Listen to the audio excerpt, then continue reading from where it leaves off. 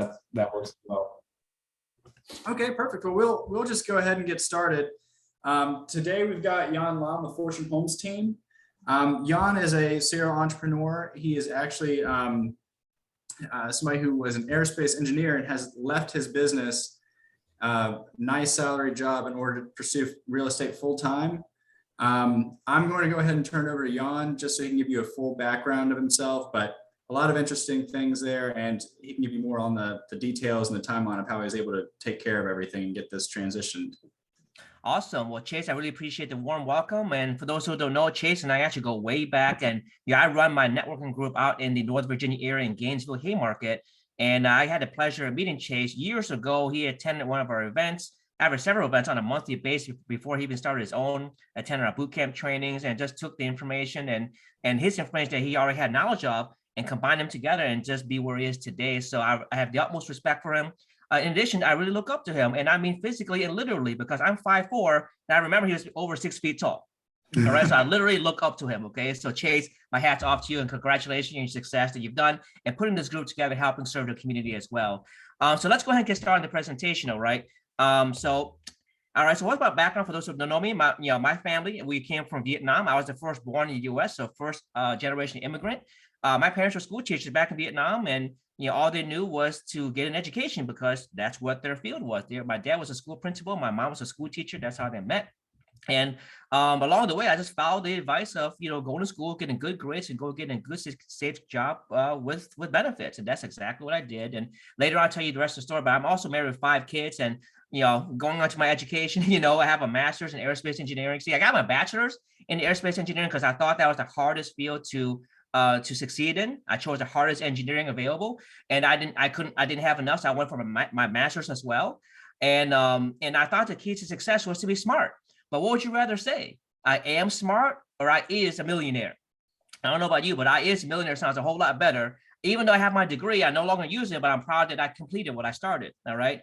I started building my way up the corporate ladder. I worked at NASA. I worked on the Mars project, worked on the Europa project, wanted to move into Jupiter, Homeland Security, Lockheed Martin, DOD, you name it. I've had a pretty successful corporate career up to the age of 27, 28, having a multiple 6-figure job with my master's degree. But, the money was good, but the problem was that my lifestyle wasn't good. All right. My personal goals was to be a stay-at-home parent. And I want to be the parent that never misses a school event. I have 5 children right now, and I have never missed a school event since I've been a father. I'm very proud of that. I also want to retire my parents. They've worked really hard bringing us to the United States, risking their lives come across the ocean and changing their whole lifestyle from what they're accustomed to providing us with a good future in the land of opportunity. So I want to give some, pay it forward with my parents or pay it back to be able to help them have enjoyed the lifestyle that they deserve as well for bringing us here safe and sound. And likewise with my spouse's parents, they had a very similar story and want to help them retire as well. Now, I obviously couldn't do that on a corporate job because I'd be working endless hours. I will make the money, but I could never enjoy it with my family. So my success in corporate America and others did not produce the desired results. So what did I have to do? One of the topics today is becoming resourceful and becoming smart, right? So working smarter, not harder, all right? And that's the American dream, working smarter and harder. So I found a Fortune Homes team about 10 years ago. I started at a part-time basis. I was still working my full-time job. So it's just so I can keep my health insurance, everything going, paying my bills for my family at that time. And with the 2.5 years on a part-time basis, we were able to complete 12 regular fix and flip deals in the Northern Virginia, DC metropolitan area. And after that, retired from my corporate America job and have been doing this ever since then. All right. So I want to share you guys real quick on because part of our topic also is how to profit in a competitive marketplace and then being resourceful at the same time. So let's rewind a little bit to talk about what the real estate market was like when I first started and what adjustment I had to make along the way as the market changed. Okay. So 10 years ago, right after the Great Recession around 2011, I got my first deal, and this deal right here was in Manassas. All right. The situation here was that it was a referral from a friend, and I got a chance to meet one of the daughters who we built a relationship with. Found out that the father passed away, but they need to sell the house so that way they have enough money to put the surviving mom into a assisted living care because she had dementia and some other mental issues as well. And that they wanted that money to give her a comfortable lifestyle as she grew older. All right. So they had to sell the house. The house is a complete mess. There was medical devices everywhere. There were blood stains from the medical conditions. It was a pretty scary place. But they needed cash ASAP. That was what motivated them. So we made an offer. We purchased the house for $200,000. Closing costs roughly $5,000. The renovation that we did cost about $56,000, turning it into a 5-bedroom, 4.5 bath.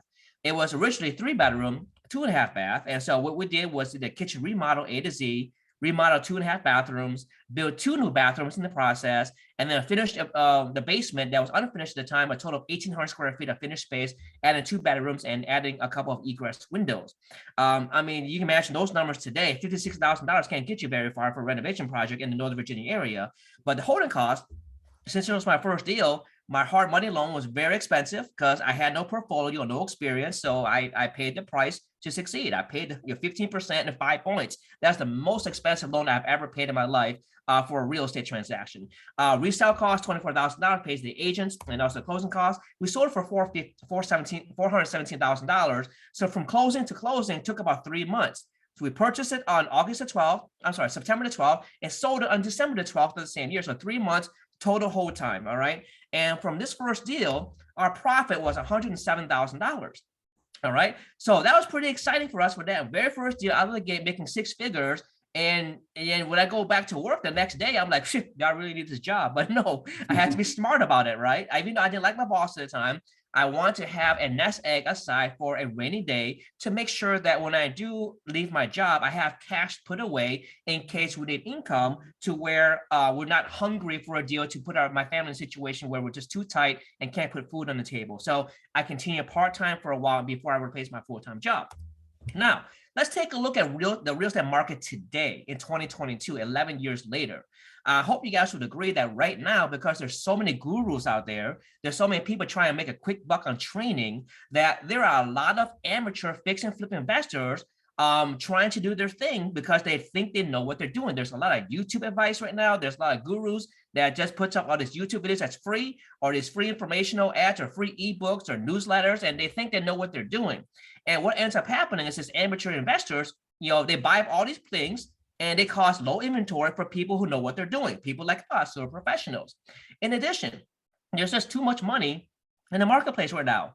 I mean, just think in 2020, and even before that, and even now, there's so much stimulus that the government has put out there, from the COVID pandemic response to the PPP loans, to the EIDL loans, to the rescue plan that the current administration put through last year. I mean, all this money went into the market, and guess what? That money has to go somewhere. All right. And when that money has to go somewhere, people who have access to this money end up overpaying for things that they shouldn't be overpaying for, but they have no choice because they need to park their money somewhere to have a decent return. So that's why so many people have inflated, these people cause so much inflation in the real estate market, among other things. Moreover, you got fuel prices going up. Just about a year and a half ago, the price was under $2. Now it's over $4. It's twice as much. So with that, low supply, high demand for building materials, causing an increased demand. And so therefore, the building materials increased as well. But in addition to that, the delay that it takes for getting the materials to the site where you need it at. All right. So that's the real estate market today. All right. So if you were to apply the same principles we did 11 years ago, today we would fail. So because of the market changes, we had to become resourceful and be smart at the same time. So that way we can be sustainable. I tell you guys, I have good relationships with a lot of private commercial lenders, and they come to me and give me all these deals that are going through foreclosure. And there's a lot of people who this is the first few deals, or maybe the first couple of years in business, and they just didn't have the resources or education or tenacity to weather the storm. So they end up losing all their equity, they go into foreclosure, and those deals come to people like us to be able to take advantage of, because we know what we're doing. And I want to help make sure that everyone who's listening to this training now is not a victim of the circumstance. They can take advantage of the opportunity of those who failed, but not become one of those victims of circumstance. All right. So let's take a look at the cost and effect of everything. So we talked about too many fix and flip investors causing low inventory. Well, guess what? That's the cause, and what's the effect? The effect is now you as a professional, you can't find a deal. All right. So let's go through how do you resolve can't finding a deal? See, back in 2011, the deals were plentiful. There were foreclosures, there were short sales. There were just so many things flooding the marketplaces because the banks back then were motivated. Today, the banks are not motivated, and so it's hard to find a deal. So here's how you solve I can't find a deal, all right? So I relate this to the pandemic. Do you guys remember, all right, about 2 years ago, you couldn't find toilet paper? Please raise your hand. All right, you remember that? Okay, so can't finding a deal is the same thing as can't finding toilet paper in April of 2020, the first full month of the pandemic and the lockdowns. All right, so here's what everyone else does. They're panicked and they go to the typical places to look for toilet paper: Walmart, Amazon, Giant, Food Lion, Costco, Target, BJ's. All right, and every time you go there, guess what? You can't find toilet paper anywhere. You just waste gas. Okay, so that's what everyone else does. Here's what you want to do. Don't do what everyone else does. All right. You got to be smart and be resourceful. So don't do what everyone else does. Instead, if you know the store manager, or maybe you know a truck driver driving toilet paper around the country, maybe it's good for them to tell you, hey, guess what? I just dropped off a shipment of toilet paper at 12 o'clock midnight. They should be stocking the shelves by 6 o'clock in the morning. Wouldn't that be good information to know? So that way you can go get your toilet paper. Right. All right. So I like to say, people complain to me all the time, say, Nhan, it's so hard to find a deal. And I said, well, if you're looking in the wrong spots, it's definitely going to be hard. You can't find milk in the bread aisle. All right. So you look in the wrong places and not become resourceful, you're going to have a hard time. Absolutely. So you got to be smart about it. Okay. So moving that same analogy over can't finding a deal. Well, guess what? 10 years ago, how did you find a deal? If you're a real estate agent, you can easily find them on MLS. All right. Or if you're not a licensed agent, you can build relationship with other real estate agents, and they'll send you an automated email thing coming in with different criteria that you send out to them on a daily basis. So that we see what deals are in the marketplace. You can build a network with wholesalers. All right. So if they find a deal, they'll assign it to you for a wholesale fee, or you can go to auctions. All right. Guess what? That's what everyone else does, right? That's what everyone else does today. So what should you do? You should do something that everyone else is not doing, all right? I mean, you can start networking because everyone will know somebody who eventually needs to sell their house. Find out who those people are and then offer a referral fee. So that way you can have first dibs on the property before it potentially goes to other potential interests. All right. Maybe looking at motivated sellers in situations where they're going through a divorce, going through a probate, going through some kind of legal circumstance where they need to liquidate their real estate. So relationships with attorneys is important. So if an attorney is filing a bankruptcy or a divorce or a probate for any given jurisdiction, wouldn't it be nice to know or have the attorney contact you, hey, by the way, this property is going on the market pretty soon. Wouldn't that be nice to know before everyone else gets access to it? Or maybe a relationship with lenders, all right? Private lenders, not traditional lenders, just like what I mentioned earlier. So when their loans are not performing, they don't want to foreclose on the property. They want to sell it to somebody who will perform because all they want to do is service the loan, not do the actual fix and flip.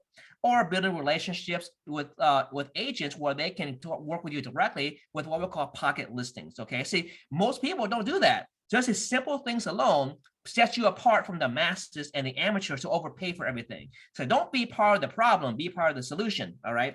And learn these different skills here. So here's an example of can't finding a deal. How we found this deal in Rosehill, Virginia just last year. How we found it was like this, all right? It was a referral from a friend. So it was not listed on the MLS. It was not in the open market. It was all off market. And guess what? We were the only ones looking at it. That's the best situation to be in because there's no competition. You negotiate whatever price works between you and the seller without any competition.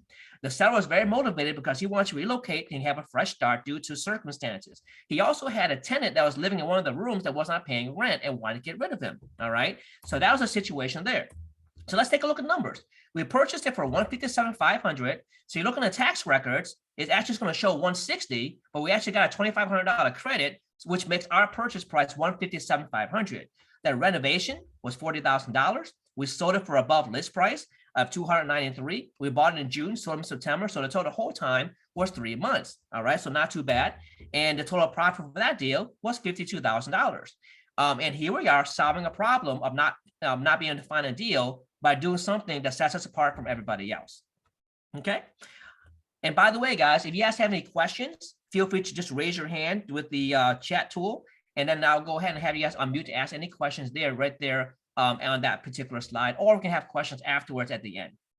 Okay, so here's another example of can't finding a deal. This is a property in DC, Southeast, all right? So for those who know DC very well, it's not the most friendliest neighborhood, all right? But here's what happened. This seller was actually referred from an agent. The agent who got this lead was a type of agent that did not want to list properties that were depressed or distressed. They're the type of people who want to list properties that look complete, look retail, because that was their reputation. All right. So instead of losing the lead, they referred over to me. I took a look at it and found out that the probate process was complete after 2 years and it was vacant since then. So there's a lot of problems. When you have a property sitting vacant for 2 years, there's going to be rodents, there's going to be cockroaches, there's going to be water leaks, there's going to be mold, there's going to be a whole lot of issues, right? So that was good. That was a good problem for us to be able to solve. So here are the numbers. We got it under contract for 190. Believe it or not, the seller wanted almost $400,000. And somehow along the way, through our negotiating techniques, we got it down for 190. All right. But the great thing was that we were the only ones negotiating. No one else was looking at it because we got eyes on it only through a pocket listing. Or not pocket listing, but a referral from the agent. All right. So instead of doing this deal, we decided to assign it to another end buyer. We already had multiple projects going on. We didn't feel like taking this one on that's a little further away from where we live. So we assigned it to another person who took on and purchased for $245,000. So right off the bat at closing, we made a total wholesale fee of $55,000. And believe it or not, we made more money with this one than the previous fix and flip. And we didn't have to do anything other than selling the contract to another person. All right. So both deals are great. One deal involves renovation, one deal doesn't. All right. But we still found a deal nonetheless. Okay. Here's another example. I want to give you an example of a rental property. So we've gone through fix and flip. We've gone through wholesaling. Let's go through an example of buy and hold. All right. I mean, a lot of people in Northern Virginia say that, in the DC metropolitan area, say, I can't buy a rental because it doesn't cash flow. The cost of the property is too much. And that's true if they don't know how to negotiate and don't know where to look. Okay. So let me tell you how we negotiate this deal here. This one was a referral from my good buddies who was a loan officer. All right. And so it turned out to be a for sale by owner. And he was a DIY landlord, do it yourself. So he didn't have a property manager. He used to fix his own problems and stuff like that. He wanted $225,000 for his property. It was an end unit, which was nice, but there were a lot of problems with it that we needed to fix. Our offer was $130. All right. So he couldn't accept $130. It was too low for him. So what did we do? We worked together in the process because I was the only eyes on the property. We built a great relationship, a great rapport of mutual respect with one another. And I understand his needs and he understood my needs. And so we were able to meet somewhere along the way to where I get closer to my purchase price, but he gets something more on his side as well. I was very firm on my side, but here's the great thing. We were able to become resourceful because I found out that he did not want to be in a certain tax bracket that given tax year. So what he did was that he said, what I offered was that, why do we do this? I'll give you 80% now, and then you finance the rest later, seller finance later, and then we can pay off the seller finance portion in a different tax year. So that way his capital gains, fall under 2 different tax years, moving him into a certain tax bracket that doesn't go beyond a certain percentage. So he's very excited about that because he's always trying to kind of be smart about the tax system. All right. So he financed 25%. All right. Seller help financing, no credit approval needed. It's just seller help financing. So we ended up agreeing to $140,000. We purchased it, closing costs at $3,000. And I'm sorry, Chase, you have a question? I saw your hand being raised there. Yeah, so back at that one in the previous one, I think just a lot of people are going to be kind of curious too, just because there's such a big difference in the price amounts there from 225 to 230 or 240. And that one, I think you said they wanted the DC one, they wanted 400, and then you got it down to essentially just under 2.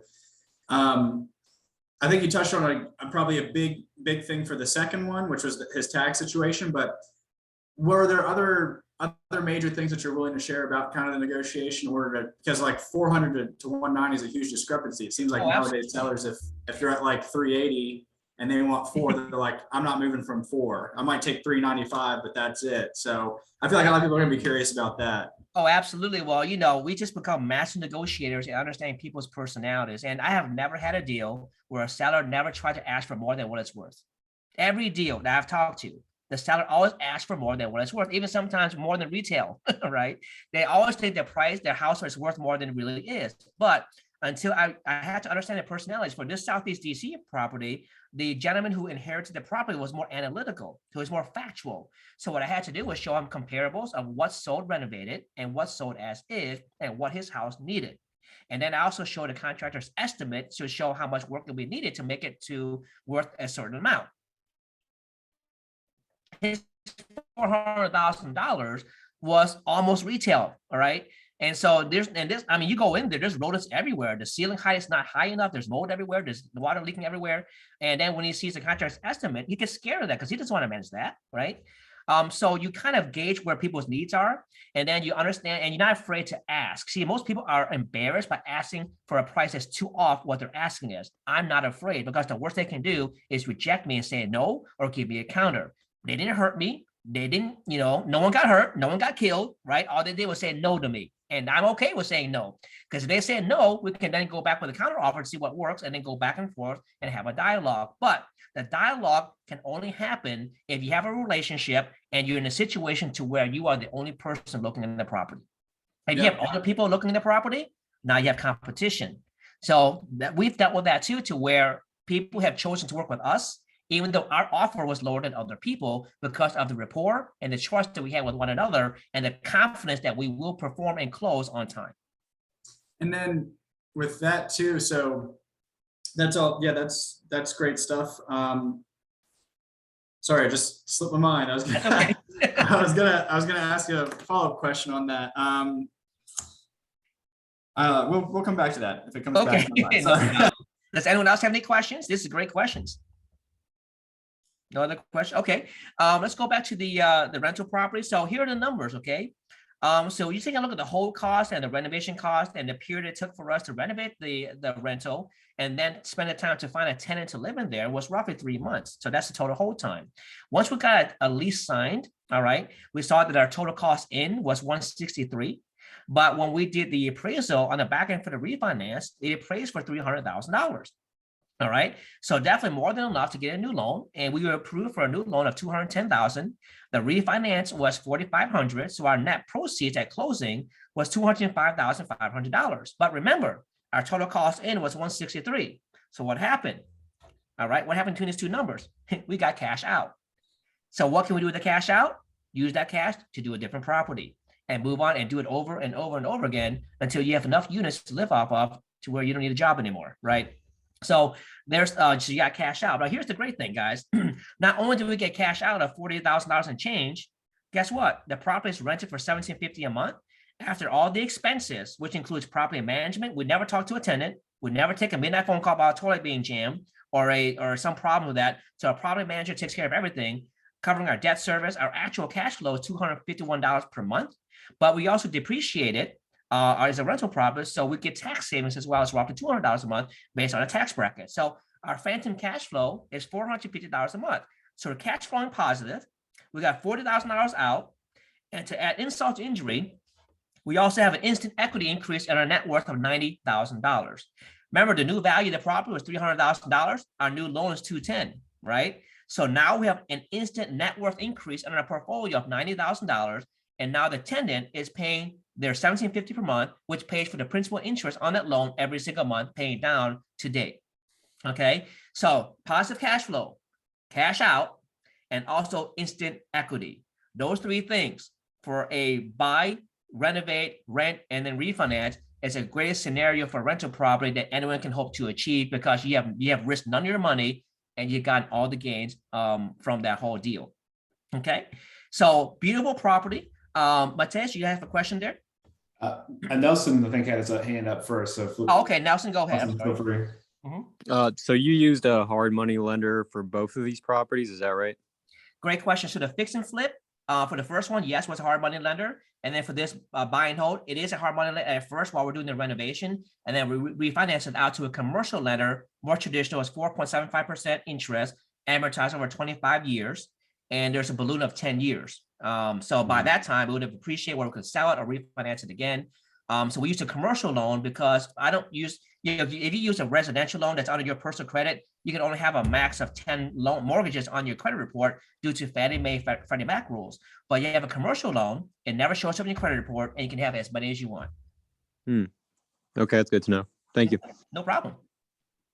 Great Yeah. question. My question was, where do you base your depreciation on? And do you also depreciate things differently? Like, do you have HVAC depreciated separately, or plumbing or something like that might have a shorter Great question. window? So Mateus has a great question. So what he's asking is, are we depreciating the building, or are we segregating the depreciation? Okay. So a lot of times I just kind of let my CPA do what's best based on our income that year. So if our income is a lot, if it's a little, what can we do to reduce our tax liability any given year to get the lowest tax rate possible, right? So a lot of times he may depreciate over 27 years, just the building. But segregated depreciation really only applies for multifamily units.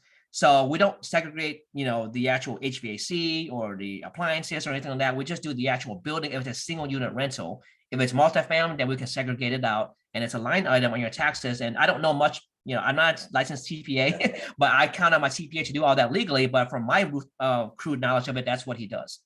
Okay, thank you. Yeah, great question. All right, moving on. So, all right, so the solution for the first one is, when you can't find a deal, here's the solution. Look in places where others are not looking and be the only eyes on the property. You got to find a way to be in that situation, because that's the best position of leverage. If you're not in a situation, then you lose leverage. If other buyers looking at it, you lose leverage. If you have a good relationship with trust with the seller, you lose leverage. If you don't understand how to deal with people's personalities or different, you lose leverage. So you got to have a combination of these things. So you have the full leverage of what you want out of the deal to make sure that you're profitable and make sure that the margins are good for you, to where you don't risk your money and capital and time for the deal. All right. So let's go through the next problem, cause and effect. All right. So fuel prices have increases, you have low supply on some of the lumber and different things, kitchen cabinets. You have high demand because construction hasn't stopped.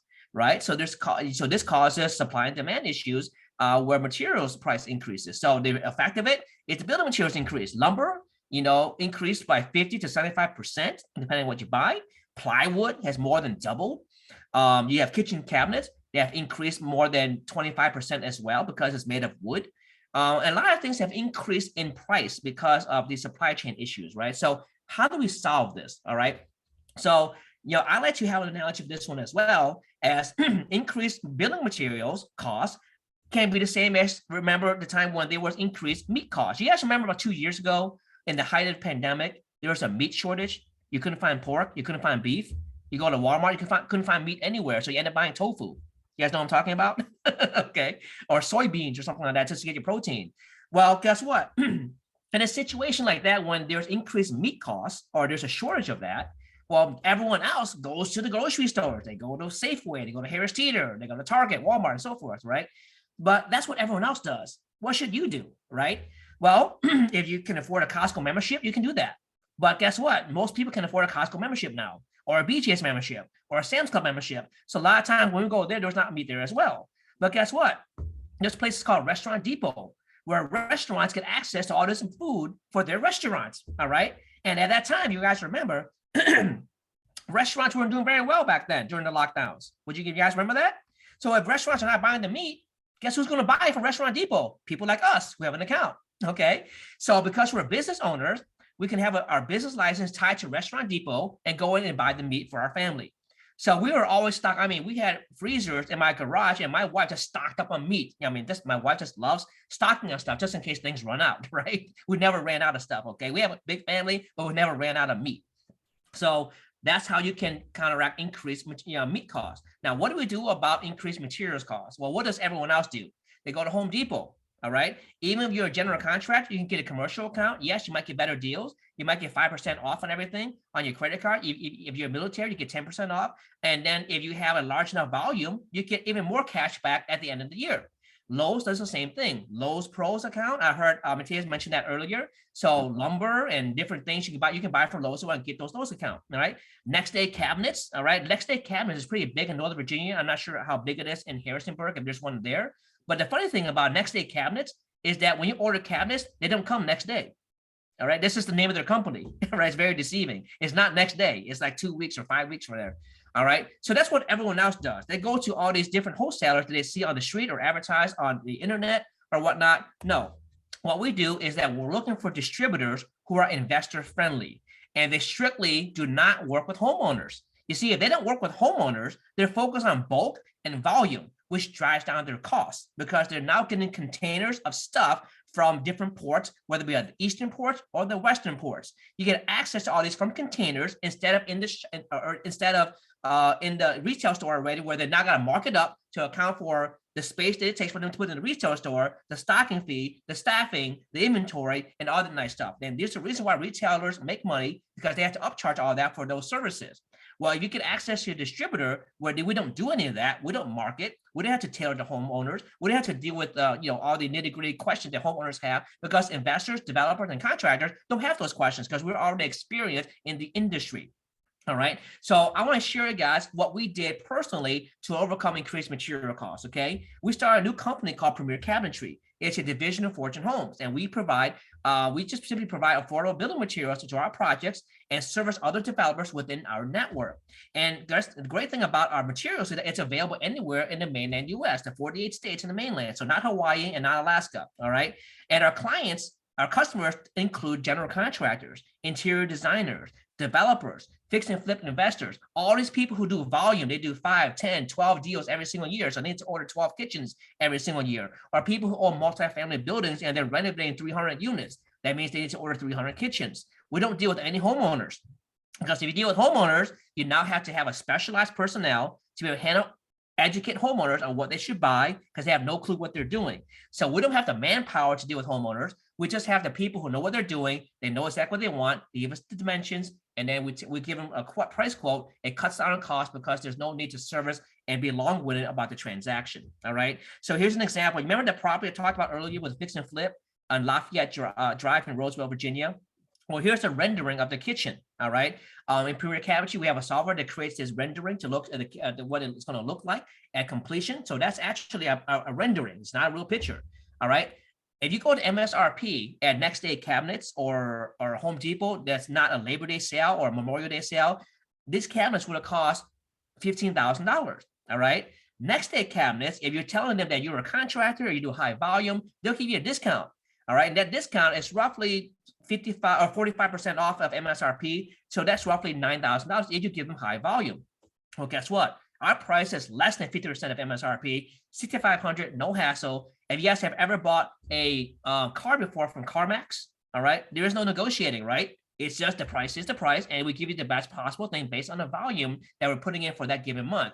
And every month, as we have more volume, the price just improves over and over and over again as we get more customers. So the $6,500 is what it is today. But if you continue to work with us, guess what? A year from now, that may go down to $5,000, okay? And so forth. We try our best to reverse the inflationary effects of building materials through bringing our system and tailoring it towards people like us. So here's the great thing. Rendering, there's the picture on the left, and real life, the picture on the right. So the real life picture is the actual picture of the finished kitchen. You can see it's almost identical. So if you have trouble visualizing what the kitchen looks like, or maybe you have a client or a developer who has trouble visualizing what the kitchen is going to look like, this software is incredible because they will get what they order exactly as is. Okay, so it's amazing to see a cartoon and in real life look almost exactly the same. So what I'm going to do now real quick is I'm going to play a quick 1-minute video to show you guys a little bit more about how we do the cabinetry, and then we'll go through the next phase of the thing. Okay, so I'm going to mute myself out, and then we're going to go through the actual video.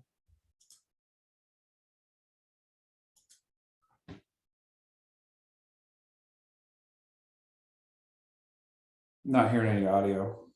Do you want to start that over? The audio for some reason isn't working like it was before.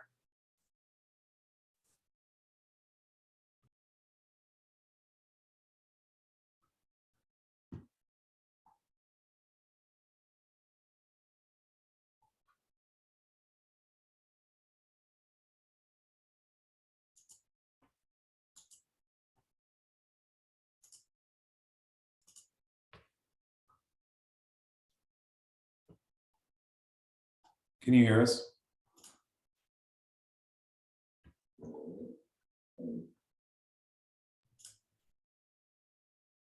I'm sorry, yes, the audio wasn't working? Yeah, we had it working before, but yeah, this time we weren't able to hear anything. I apologize. Let me try that again, okay? Sure. It gets you. There it is. There it goes.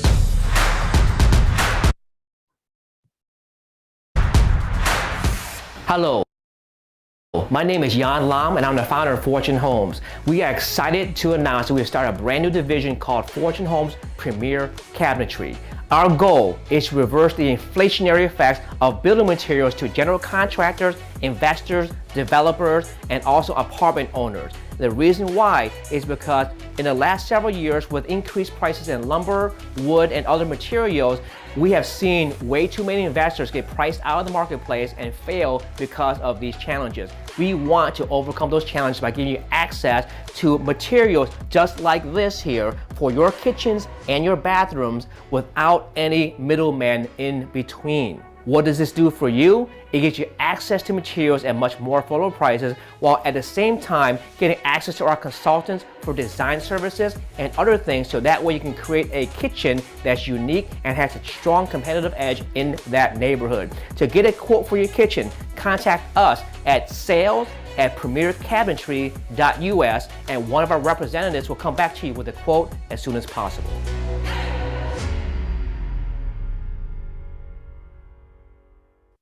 All right, you guys able to hear that clearer? Sorry about that.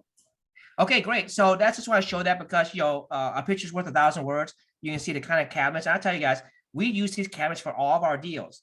And every time we put these cabinets in with the hardware that we provide as well, it's always sold above list price. Even in neighborhoods as rural as Roseville, Virginia. I didn't even know what that was. Okay, but it's in Orange. I didn't know there was an Orange County, Virginia, right, or something like that. Yeah. So even in the rural neighborhoods, it's sold for above list price, and it's sold pretty quickly within the first weekend. So the quality of it, it's just makes you have a strong competitive edge.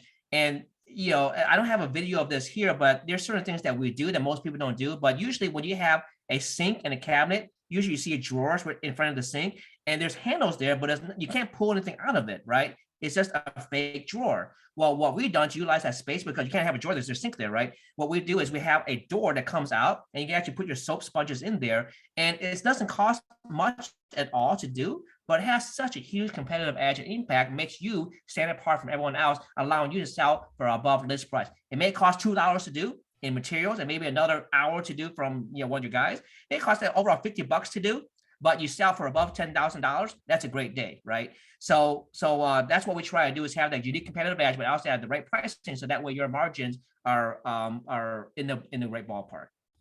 Okay, so any questions about that video or about the cabinetry and how we source that?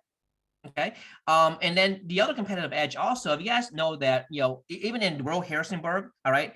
A lot of times you hear things like, oh my gosh, these cabinets are from France, or these cabinets are from Italy, or these cabinets, they don't want to hear anything coming from China, right? Just because of quality and stuff like that. But we have cabinetry coming from Italy, we have cabinetry coming from Malaysia, from Vietnam, from different places, and they're so unique that you can't get them in Home Depot. You can't get them at Lowe's. So that gives you such a huge competitive edge that no one else can get these cabinets. In order for them to get access to your cabinets, they have to buy your house or rent your house, right? Which makes it a great selling point. All right.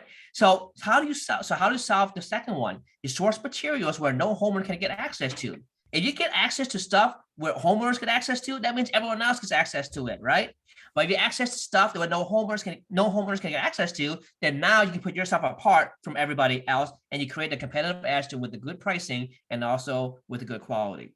And then the last thing is that delayed materials delivery. Okay, that creates a problem with construction projects taking longer than usual.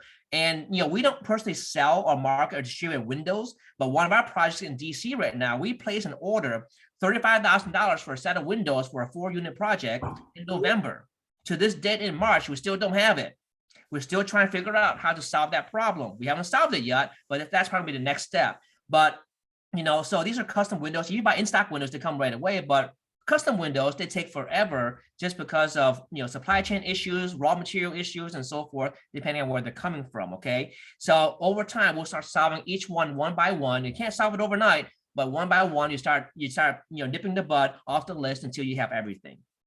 Okay, so how do you solve this? You source materials from vendors who deliver timely within an acceptable range. I mean, kitchen cabinets, 2 weeks is reasonable. Depending on how big your project is, 4 weeks is reasonable as well if you order early enough. So you're already doing framing and drywall. Now it's probably a good time to order some cabinets, so that way when you're done with all the finishes and painting and stuff like that, the cabinets come in, so that way you can install them, and later on install the appliances and also the countertops. Okay. So at the end of the day, I mean, becoming resourceful and becoming smart will give you an end goal of operational sustainability. What you don't want to do is be what I call a one-time wonder. You do a deal one time and wonder what happened, right? So don't be a one-time wonder. Have a professional, sustainable business that's long term, and then one day when you retire, you can leave it to your family, leave it to your kids to operate, and they can grow the business not from the start from scratch, but where it is where you left off with them, so that way they can progress it even further, creating generational wealth within your family. All right. Also, you want to have an efficient process. It's a process of getting materials and putting them in together in the property efficient, or are people overstepping one another, causing a big friction within the workplace and the project because people are overstepping, and there's bad project management, right? So you want to have good project management and have a very good efficient process. And then last but not least, in order to have sustainability, you got to have repetition. Can you repeat what you did to property 1 onto property 2? Can you repeat what you did to property 2 onto property 3? Is it repeatable or is it not? Because if you can't repeat it the same exact way, you can't grow. That means you'll be micromanaging every single deal for the rest of your life, and you'll never be able to get out of the rat race. It's just like you're owning another job. The only difference is you're on your own personal business that owns you, okay? So you want to have a system in place to where you have a good team that knows what they're doing, a system in place to where they execute based on the needs. It's repeatable, it can grow, and all you can do is increase the volume. You focus on business development, all right? And then you can grow your business from there, all right? So at the end of the day, it's like an assembly line.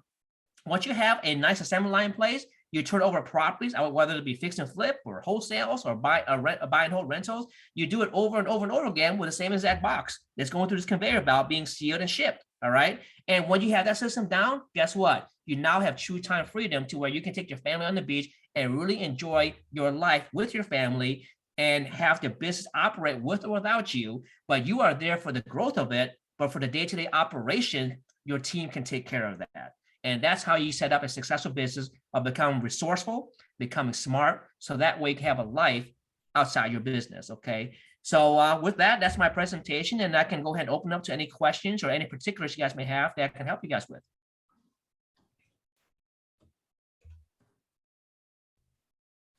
Anyone have a question?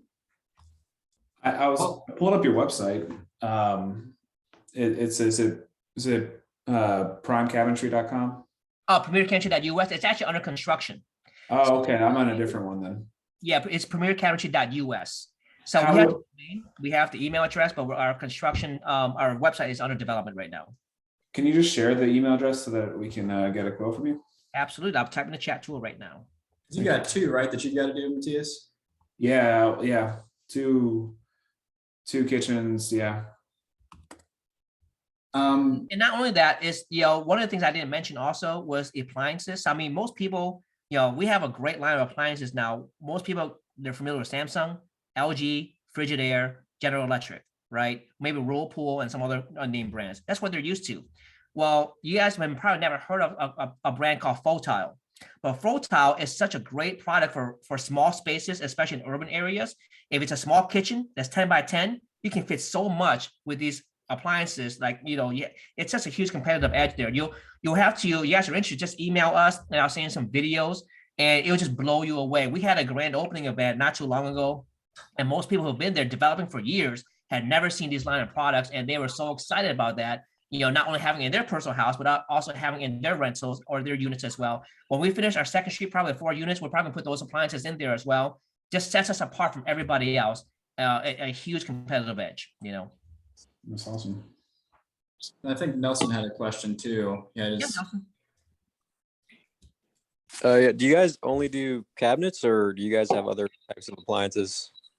Great question. So yes, appliances, hardware. So the knobs, the pulls, and the different things you can put inside the cabinet, such as the trash bin, the Lazy Susan hardware, lighting, LED lighting cabinets. You got the frosted doors, you got the clear doors, you got all kinds of different things that relate to cabinets. We offer that as well. We also offer the rectangular drains. So you guys know, if you have a bathroom shower, you usually have a circular drain, right? Well, it doesn't cost much more to have a rectangular drain because the plumbing's the same. All you got to do is tile it in a certain way to have that rectangular drain, but it's more modern, it's more sleek. And I don't know why, but people love it. I mean, people are going from circles to squares and rectangles now, right? Same thing with our hardware, with our doorknobs. They're going from circles to like, these straight knobs that pull down, and this looks so sleek and so modern and so fancy. It doesn't cost much more, but it just has the huge perception of value to where they'll offer above list price for it. No, yeah, that's really cool. I like what you guys do. I appreciate that. And I found out, guys, that if you do a great job, that is going to be a reputation for you guys, right? What does, whatever the name of your company or brand you're trying to establish, what kind of brand are you trying to establish? It's going to be one of those, cheap stuff where no one's ever heard. Are you going to try to target people to where, when you're more luxurious and you have a certain reputation to maintain, then that news spreads like wildfire, and it's okay. So I've got a couple. First of all, great presentation, Jan, and thanks again for taking the time to come out and share with everybody and speak on this, because it's great as always. The first thing, I'm kind of going back to the negotiation stuff really quick, and then I just have like an overall market, your thought on like the overall market kind of question. We talked about the negotiation stuff, but what, assuming you're willing to share, what would you like to say your top 3 tips would be for negotiating with sellers? Because I feel like that'd be something we'll get some questions on. I have very easy rules. Okay, number 1, never hurts to ask. So if your price is too low, don't be afraid to ask. That's the first people we have to get over with, and don't be afraid to be rejected, right? That's rule number 1. Rule number 2, don't be afraid to walk away. If the numbers don't work, they don't work. All right. And it's amazing when you walk away, they tend to chase back over after you, especially if you already develop a great trust relationship with rapport to where they know you can have the credibility to close on time. You're not one of those people who make a cash offer with no access to cash. Because there's a lot of people out there who make cash offers, but they have no access to cash, no hard money loan, no cash in the bank. They're just trying to wholesale the property, but or assign the contract, and that's all they do. But you should have the resources and to have the confidence to be able to willing to walk away, because they need you more than you need them. That's number 2. Number 3, you really, from a negotiation standpoint, if they're, you got to understand where they're coming from, right? So if they're asking you for $400,000, okay, Mr. Seller, how did you come up with $400,000? Let them talk. Well, I looked at the tax assessed value. I looked on Zillow. I looked on Redfin. My friend told me. I talked to my agent friend in California, right? Let them talk. Where they get the information from? And then you will have the ammunition to rebuttal. Well, Mr. Seller, are you aware that California agents are not aware of Virginia marketplace? Would you agree with that? Right?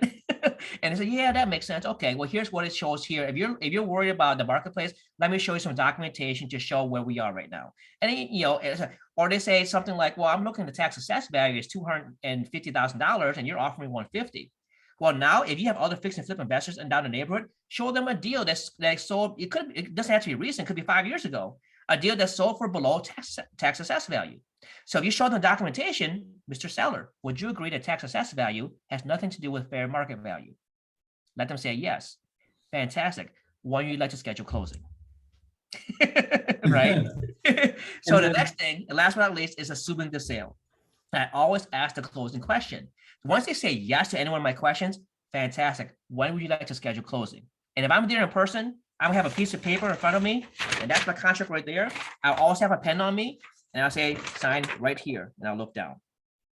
I don't look in their eyes anymore, because I look in their eyes and ask another question. But if I look down, they can't ask a question anymore. They got to sign, right? It makes them harder for them to ask a question if you're not looking in their eye, if that makes sense. So that's more of a technique to assume the sale, to get them to sign a contract. You're not trying to rip anyone off. You're not trying to manipulate anybody, but what you're trying to do is get people to decide, because by nature, people are indecisive. Yeah, that's great stuff right there. That's worth its own little video, for the negotiation tips there. And then just to also put this in perspective, because there's a lot of people that watch and a lot of people that come out that are beginning, or they've maybe gotten a deal or two, but they don't quite understand, especially with what you'd said there about don't be afraid to walk away, or don't be afraid to ask. They might do that 1 or 2 times and not understand that they're going to get a lot of no's. So I guess my question is, how many, just from your personal experience, how many rejections from your offers when you're doing your ask would you say you have in comparison to acceptance? 1 to 10, or what do you think? Yeah, great question. Well, I'll tell you, when I first started, if you're brand new, I started in 2011. My first 100 offers were rejected. I made 100 offers in 90 days. They all got rejected. because I had no idea what I was doing. I didn't have the credibility to back up what I'm trying to say because I was nervous as I'm talking to them because I was new, right? So my advice there, if everyone has a ratio, right? Today, my ratio may not be the same as where you are because you may be getting started, or maybe it's your first year in business. So my ratio today should not be compared to anyone who's just getting started. Instead, what I would do is this: if you're just getting started, you can practice negotiating at common places you already shop for. Follow your dollar. Where do you currently spend money? Do you shop for groceries? Do you buy food at a restaurant? Where's your common restaurant do you go to? Do you shop at Walmart? Do you go to Bath and Body Works? Do you go get gas? Where do you shop money? And then try to negotiate at those places. Practice. The worst they can say is no, right? I'll give you an example. I brought my family to Burger King on a road trip one time, and I have a large family, all right? So after I order everything, what do? I'm negotiating my Burger King meal. Guess what I asked? Do you guys have anything where you're offering a village discount? All right. Village discount, meaning because I have a big family, because I'm buying a lot of Whoppers, all right? A lot of Whoppers, chicken fries or whatever, right? Okay. Yeah. And they could help it but to laugh. And it's funny because the person who's taking my, he can help it to laugh. He tries his best to give a discount. He even asked his manager to come over to give me a discount just because I was such an easygoing guy. I made him laugh. And the guy said, well, I really apologize. The only discount we can give you is an employee discount of 50%. I said, well, I'll take that. And I said, well, unfortunately, I can't give you that. I'll get in trouble. But here's what I can do for you. Can you guys use 2 extra Whoppers? I said, absolutely. Right. So they couldn't give me a discount, but they gave me 2 extra Whoppers just because I did rule number 1. I asked. Right. I mean, can you believe this? I also negotiate at restaurants. Every restaurant I've been to, I always ask for something based on my relationship with the person, based on the jive and the vibe I have with them. I've negotiated at Bath and Body Works and become very successful. Yes, remember Black Friday? I cannot forget this event. All right. They had a Black Friday special to where if you buy something by 9 a.m., the thing that you buy is only $5. If it's after that, it's $30. All right. We got there by noon because we slept in. Okay. This is before pandemic, by the way, before COVID. So I go in and I say, well, I understand this bag here was $5 before 9 o'clock, but would you agree with me that it's before 9 o'clock somewhere in the United States? It's called Hawaii. And so they couldn't help it but to laugh. Said, yo, you're right. It is before 9 o'clock out there. Let me see what I can do. Just because I asked, and it was noon, long after 9 o'clock, I got a $5 bag that's worth $30. Right? My wife was very happy. All right. So again, it's not how much you make, it's how much you keep of what you make. But at the same time, you negotiate, you're getting practice for yourself. So that way you're less fearful to do the real thing when it comes to a real estate deal. If you have credit cards or a cell phone bill or your monthly bills right now, call them up tomorrow morning. Say, hey, listen, I've been with you guys for the last 5 years. What can you do for me to retain me? I did that for AT&T recently. They reduced my monthly bill by $25. All right. Same thing with my credit cards. I've been with you guys since 2010 or 2015, whatever it is. What can you do about my interest rate? What can you do about my annual fee? What can you do about whatever fees? Maybe you negotiate, you practice, and then you become better and better. You never become perfect, but you become better and better and less rusty. Does that help? Yeah, this is just me being curious now. What do you negotiate for when you go to a restaurant? You just like, are you asking for an extra dessert? Oh man, I say, hey, listen, you have to offer senior citizen discounts. I mean, they look at me and they laugh, right? They say, hey, how you know how old I am? Can you guess how old I am, right? They'll say usually I'm because I look so young. They'll guess I'm in the 20s. So I'll give them my license. No, I'm in my 40s. So I'm almost a senior citizen, right? So just by having that conversation, say, no, I'm not supposed to, but let me see what I can do with my manager because you guys have been so cool. And I don't do that to save money, but I'd use that to practice to keep myself sharp. Because what I end up doing is whatever discount, let's say I save $10, I end up giving $10 more in tip to them anyways. Because they serve me well, they help me out, they hooked me up. And you know what? I don't want the big business to make the money. I want that person who worked hard for me to make the money. And so they really appreciate that because I give it in cash. So that way they don't get taxed. So if I do it on my credit card, they get taxed. And I say that out loud. So that way they acknowledge that. Say, thank you so much because this $20 tip would have been taxed $5 on my paycheck. Right. So what's in it for them? I always think about them and I get great deals. And again, keeping myself sharp in the process. I think I'll have to stay away from the restaurant one because my fiance would be mortified. Matthias, I don't know how your wife would be. I just like we stopped through Potbelly's a few months ago, and I don't know if you've ever been there. They have them up in Northern Virginia, but they have their shakes are like this big. They're very small. Right. And so I got it, and we were in the car. Like she hands it over to me, and I'm just talking to her. I'm like, I've got to ask her where the rest of my shake is. I don't understand what's going on. And she was just absolutely mortified. I obviously didn't do the drive-through person, but Right. Well, hey, you know what? You can do it in private. So if you're in a restaurant or having a date night, you don't have to do it at the table. You can go up to the waiter at their counter or whatever. And I usually do that there. So that way I don't embarrass the rest of my family. That's great. Yeah, that's a good idea. But at the same time, though, I've raised my kids in a way to where they don't get embarrassed easily, right? So their skin is thicker, and I want to do it in front of them, so that way when they grow up, they're not afraid to do the same thing and not become, they become professionals at that. That's a good point. And yeah. if you have kids, you would agree with me that they negotiate with you every day. Can I stay on my iPad another hour? Can I have more junk food? Can I have more candy? Can I do? They negotiate with you and very persistent about it, right? And they give those puppy dog eyes until you say yes, right?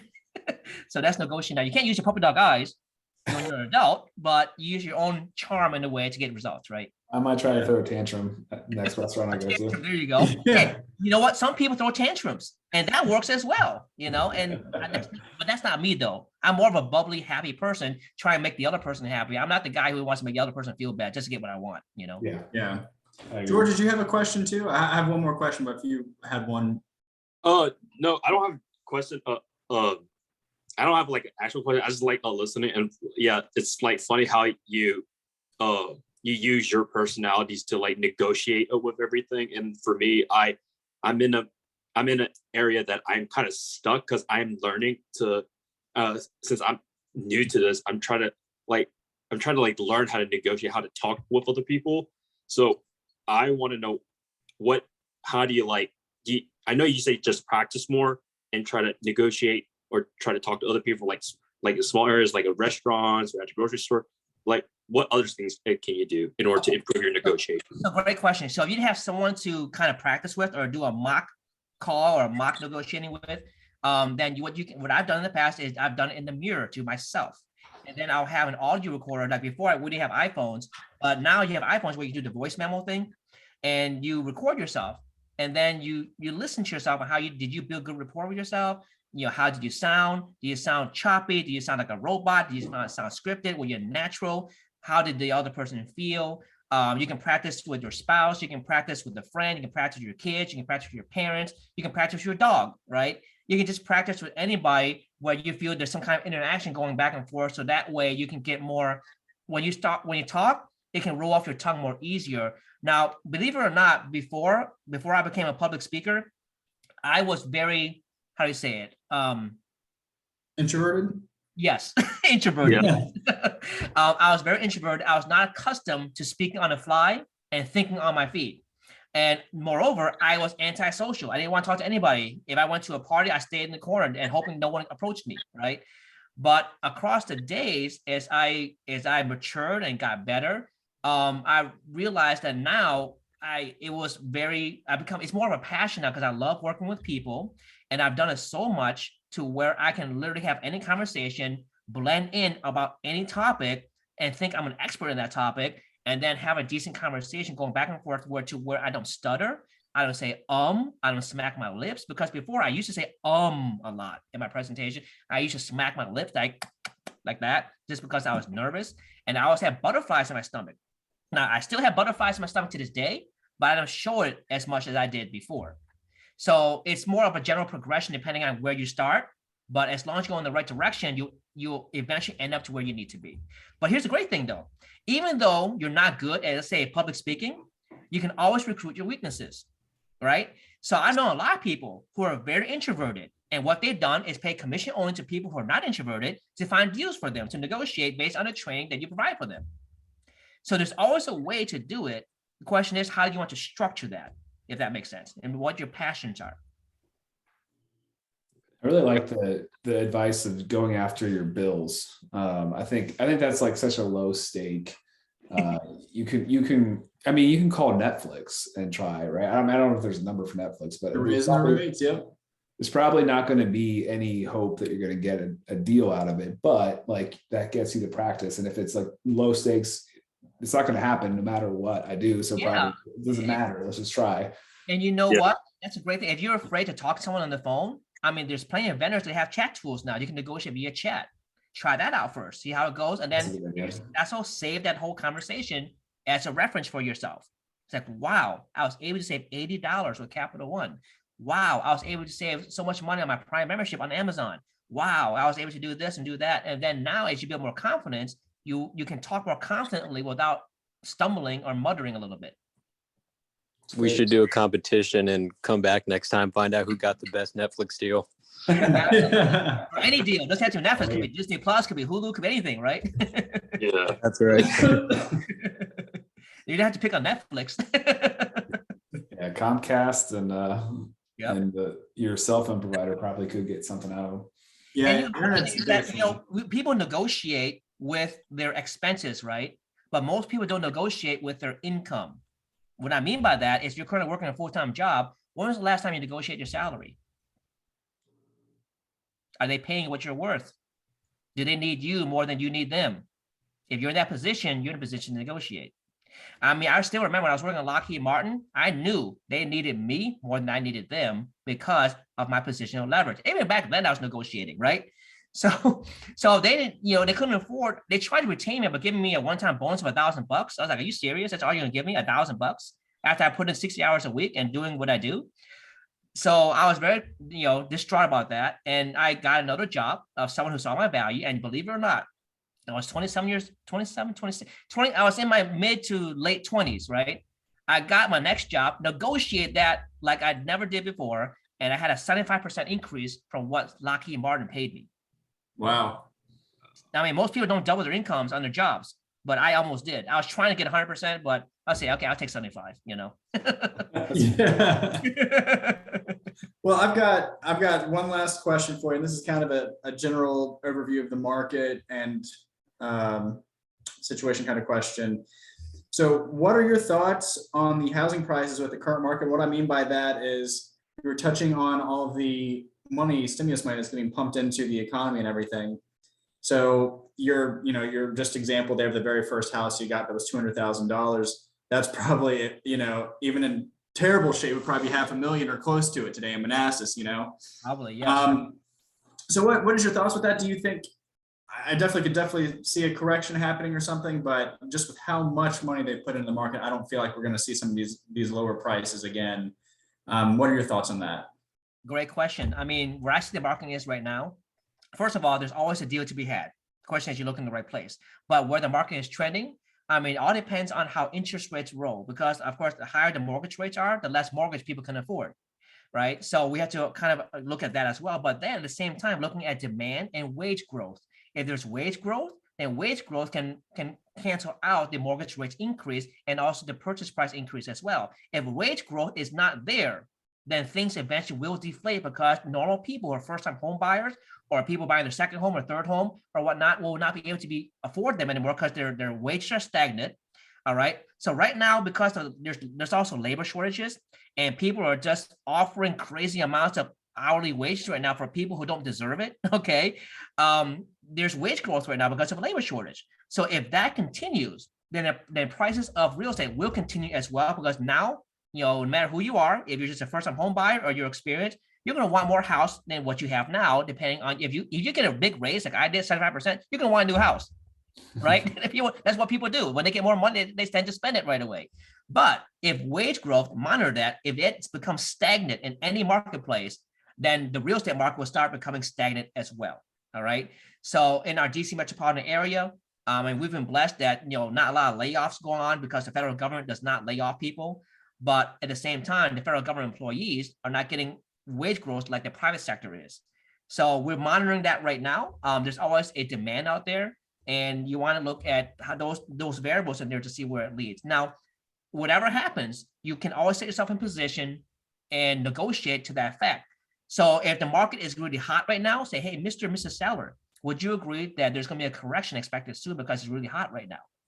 Yes. Okay. Well, I expect it to happen pretty soon as well. I just don't know when. So our offer is this price because we're accounting for that correction. Because my obligation, my business is that we don't take a loss. We must be profitable because there's no sense in doing a deal if we're not profitable. Would you agree, Mr. Seller? Yes. Okay, fantastic. When you like closing to be? 2 weeks or 3 weeks?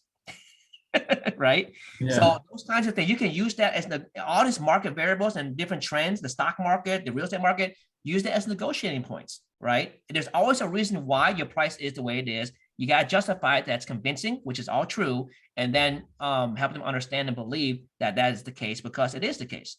You don't know when it's going to adjust, but you're making an offer based on that correction.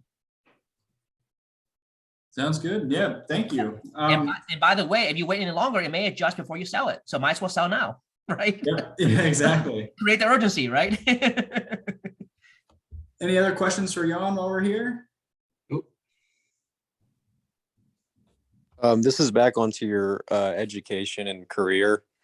Knowing what you know now, if you went back, would you have ever pursued your engineering career, or do you think you would have started in real estate right away? That's a great question. I have that thoughts all the time. One of my main reasons why I got my master's degree was really to honor my parents. They've been such advocates of education that I wanted to at least do that for them, even though, and I was passionate, by the way, in engineering before. I was passionate about the space program. And at the same time, at the same token, I was doing that for my parents as well as doing it for me. But along the way, when I started living my life and working at full-time jobs, it wasn't paying what I wanted, what I needed to be able to accomplish my desired lifestyle goals, retire my parents, be a stay-at-home parent, and so forth. So I don't think I would have changed anything, all right? But I probably would have changed the fact, I would not have changed my education, but I probably would have done real estate part-time instead of working 3 part-time jobs while in school, right? Because I was working 3 part-time jobs in school. But if I know what I know today, I probably would have done real estate part-time. So that way I can make more money by the time I graduate and pay off all my student loans, be debt-free by the time I graduate, and make more money than all my professors, some of them were very obnoxious to me. So, it's kind of like, success is always the best revenge, right? When people mistreat you. Totally agree. I mean, I literally have a dream. One of my professors I was so mad of in NC State, I forgot who was my NC, George, yes, at NC State. And he was, I literally created a space design program to compete with his aircraft design program because I hate him so much as my master's thesis. So I took all of his students. I was so happy about that, right? I took all of his students. He had literally no students that one year. And then I literally had this vision that when I make enough money in real estate, I'll go back and be a sponsor to the aerospace department, to where they had to rename the building of the aerospace department from Broughton Hall to Lam Hall. So that way when he goes to work, he always thinks of me, right? But then I said, you know what? That's probably too much. That's too much revenge. I think I'm okay now. I'm forgiving. I forgive him. Let's move on with my life. I was going to ask if you did that. But hey, whatever. But the thing, that thought in my mind kept me going. It kept me motivated. I kept looking for, I didn't quit. Even though there's discouraging times, I didn't quit because that was always going back in my mind. That negative energy created positive passion for me to succeed. It's all about how you use it. Some people can drive that to bring them down, or if you can push it forward like you've used it. So absolutely. It's Absolutely. great. No. Any other questions for Jan while we're wrapping up on 8? So if there's anything else, feel free to speak up. Let's see. Otherwise, we've got our next meetup is on April. Let's see. It's the 3rd Wednesday. So that'd be April 8th. April 20th will be our next meetup. Do you have another question, Nelson? Yeah. So do you have any important figures in your life that kind of motivated you or inspired you? Yes, it did. When I was in college, I read Robert Kiyosaki's Rich Dad Poor Dad and every book he wrote after that. So that's more of a real estate and financial education standpoint. From a discipline standpoint, one of my mentors was Jeff Olson. I got a chance to meet him in person at several events. I joined a business that he trained and mentored, and he basically teaches the slight edge of success is not overnight. It's delayed gratification. It's not instant gratification. So most people in this generation now, they're expecting now and they expect it yesterday because they're impatient. But in true success, it's never instant. It's always delayed. And if you put in the work now, your rewards come 3 to 5 years from now. It doesn't come after the first month, after the first year. Yes, you might make some money along the way, but the true sustainable success happens in 3 to 5 years. So from a financial standpoint, Robert Kiyosaki, Jeff Olson from a discipline standpoint, being patient, staying the course, and then building a solid foundation so that way you build it to last and not build it that and it crumbles years later. Okay, thank you. You're welcome. I've got a follow-up question too, since we're bringing up books. Do you have, so for building a team, which you've talked about a few times, do you have any business books or any books like that you highly recommend? I've got Clockwork and Traction on the read list, but if there's any others that you recommend, I'd be interested in hearing those. Yeah, well, with regards to building a team, depends on the team that you're building. So if you have like we have sales teams that we manage and lead now. So you have your own internal sales team. What you want to do to motivate them is to become an effective leader, but at the same time, develop leaders within your team. So I really love the books by John Maxwell. He's a pastor, I believe, out in California, but he wrote the book, 21 Irrefutable Laws of Leadership. He also wrote Developing the Leader Within You. And he also wrote the book, Developing the Leaders Around You. So those 3 books are from 1, 2, and 3, because you start with yourself.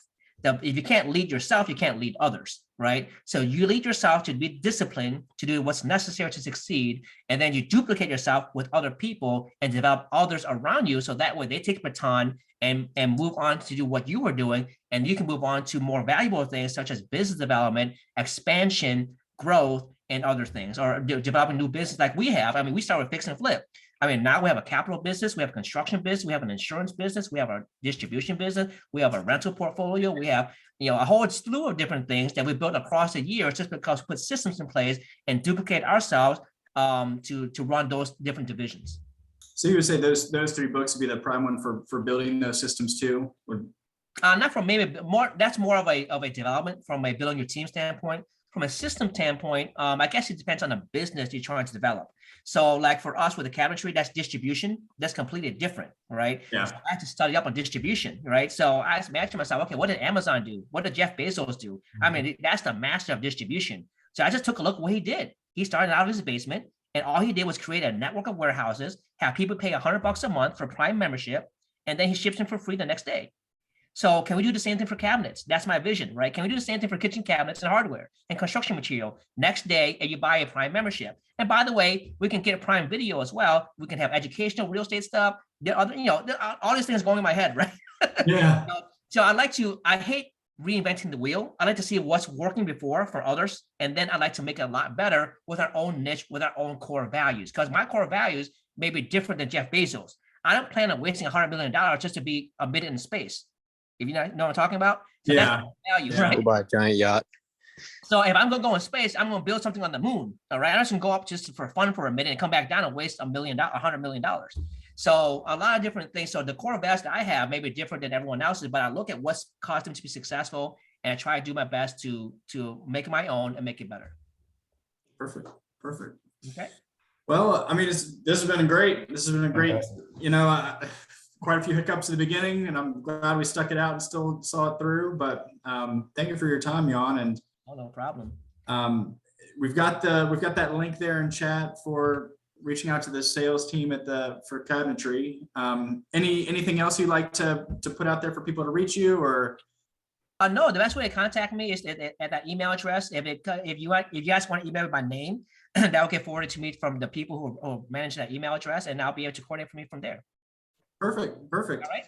And again, that our next meetup is next April on the 20th. And thank you all for coming out, and it's been a great time.